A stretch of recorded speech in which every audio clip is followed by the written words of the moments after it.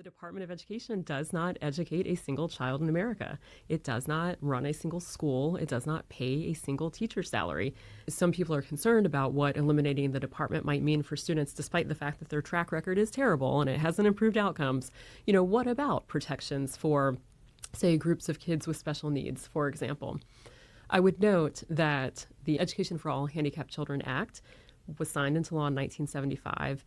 It provides protections for kids with special needs. It predates the creation of the department. That goes nowhere. Spending for the Individuals with Disabilities Education Act, IDEA, that would move over to HHS. So that goes nowhere. The same would likely happen with Title I spending for low-income districts. It could be managed by HHS. Data collection, send it over to Commerce. Let the Census Bureau handle it. Student loans, send it to the Small Business Administration or the Treasury Department. So there are more appropriate receiving agencies where you could keep intact some of the appropriate functions of the department, but not actually have the infrastructure that is that massive bureaucratic boondoggle that Carter created. We got to talk about the Department of Education today because I came across a few videos that are most definitely going to make your jaw drop. I mean, what has happened in this country is just absolutely mind-boggling. Like this first clip, I'm almost speechless. I'm just like, how does this happen? It's absolute insanity. I'm so serious. With that being said, prepare yourself. Let's dive in. Did you ever think you'd be going to college here? No, never. Never in a million years. In some ways, Alicia Ortiz is living an American dream. The 19-year-old began her freshman year at the University of Connecticut in Hartford this fall. She's excited to study public policy, the culmination of hard work after moving north from Puerto Rico as a child. Do you remember when you first came to Connecticut? Yes, I remember I was very nervous, but I know it was gonna be better opportunities for me to learn. But Alicia says those opportunities never came to fruition. Even today, could you read this, or would it take you a long time? It's impossible. I just see his words everywhere. Alicia graduated from the Hartford Public School System last year, but she says today she is illiterate. She still doesn't know how to read or write.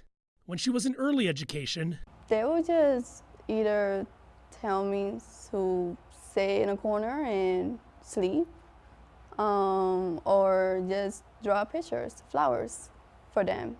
and when she was in high school, she relied on speech-to-text programs and other apps to read and write essays. So, if you had an assignment where you had to write something, you'd open up a document like this and then do what? I would go here to use the text-to-speech. It says dictate. Dictate, yep. I love pizza. This is how you would do your assignments. And then Cats of the World VAK sporting a twin-prop airplane. If you had to read something, that's how you do it. She said her mother, who does not speak English well, tried to get answers. she advocated so much. She went to the school. The principal will promise her that they will do better. And sometimes there will be people from the district or the directors promising her that they will do better. Now, Alicia is suing the Hartford Board of Education and the city for negligence. The suit alleges the school district documented and acknowledged Alicia's learning challenges through multiple grades, but because they were not adequately addressed, she continued to struggle academically and began exhibiting maladaptive behaviors in the classroom. Sometimes I will feel proud to be the bad child because at least I was something to them, and I wasn't invisible.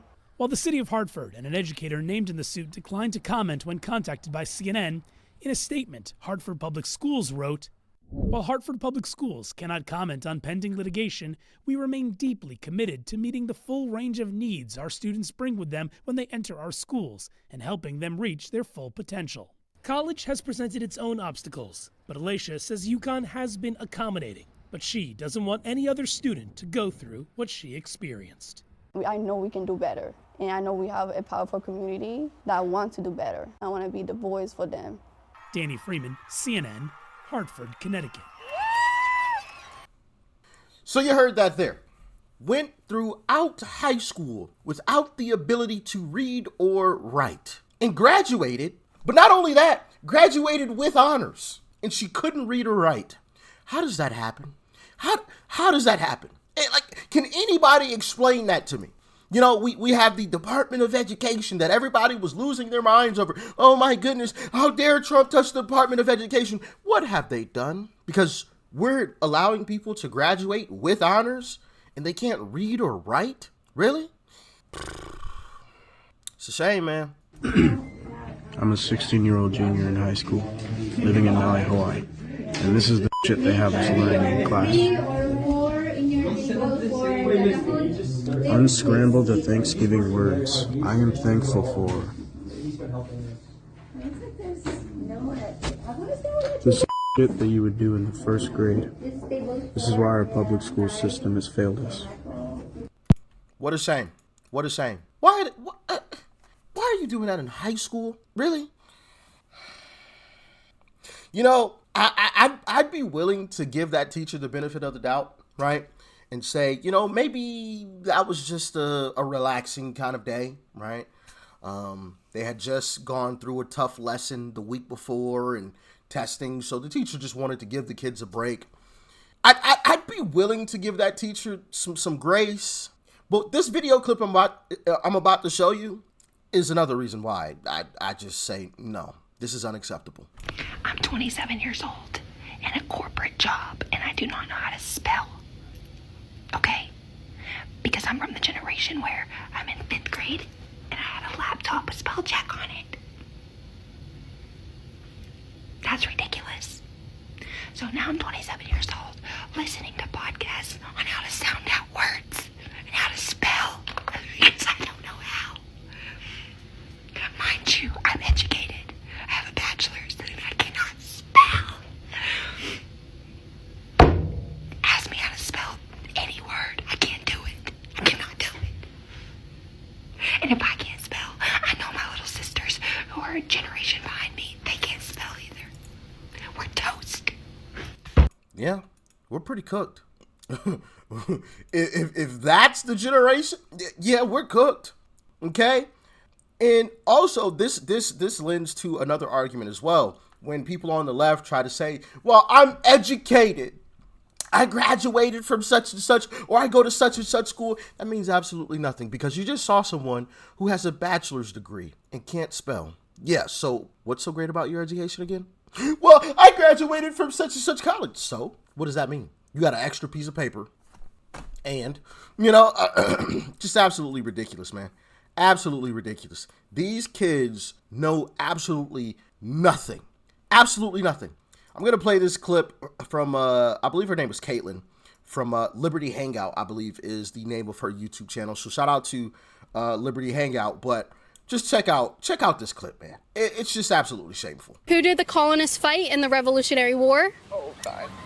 In the Revolutionary War? It was, I don't know if this is right. I mean, it sounds so stupid. Was it the Spanish? Wait, what are your majors? Business. Biology. Okay. Elementary education. Oh. What shape is the U.S. Pentagon building?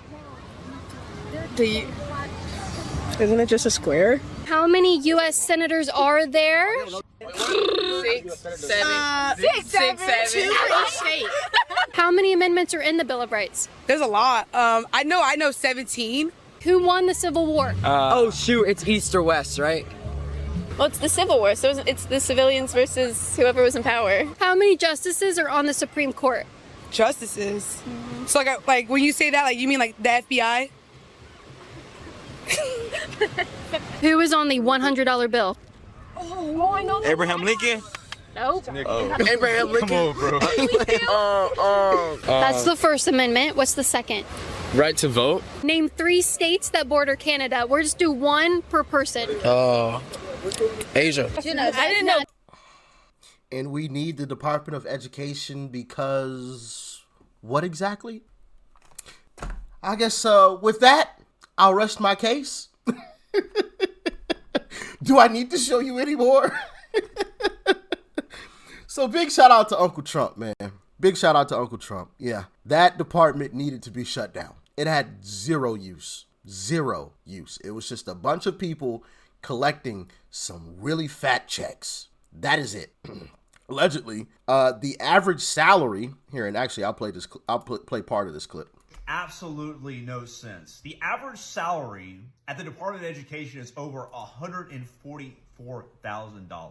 And guess what, folks? There's over 4,000 employees at the Department of Education as of 2024. So that's a lot of salaries. You add that up, I can't even count that high. It's insane. It's over millions and millions of dollars in salaries at the Department of Education.